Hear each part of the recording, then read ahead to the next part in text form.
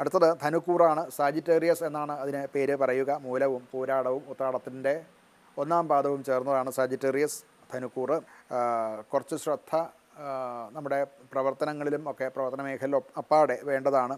വ്യാഴം 7-ാം ഭാവത്തിലിരുന്ന വ്യാഴം അഷ്ടമത്തിലേക്ക് വന്നു കഴിഞ്ഞാൽ പല തരത്തിലുള്ള ഒരു ട്രാൻസ്ഫോർമേഷൻ, വർക്ക് സംബന്ധമായിട്ടോ അല്ലെങ്കിൽ ജോലി സംബന്ധമായിട്ടോ ഒക്കെ ചില വ്യത്യാസങ്ങൾ അവിടെ വരാൻ സാധ്യതയുണ്ട്. കുറച്ചൊരു അൺസർട്ടനിറ്റിയൊക്കെ ആഴ്ചയുടെ ആദ്യകാലത്ത് തോന്നാം. എന്നാൽ പിന്നീടത് 8, 9, 10 മുതലായിട്ടുള്ള ദിവസങ്ങളിലേക്ക് വരുമ്പോഴത്തേക്കും ഒരു ക്ലാരിറ്റിയൊക്കെ വരും. എന്നാൽ അതിലും കുറച്ചൊന്ന് ശ്രദ്ധിക്കേണ്ടതുണ്ട്.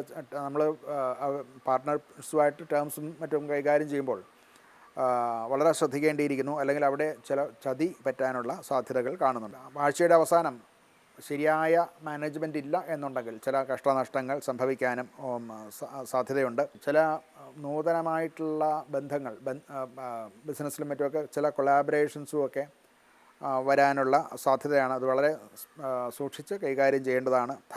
ധനവിനിയോഗത്തിലും വളരെ സൂക്ഷിച്ച് കൈകാര്യം ചെയ്യണം. എന്ന് പ്രതീക്ഷിച്ചിരിക്കാത്തതായിട്ടുള്ള ചില ചിലവുകളും ഒക്കെ ഉണ്ടാകാനുള്ള സാധ്യത കാണുന്നുണ്ട്.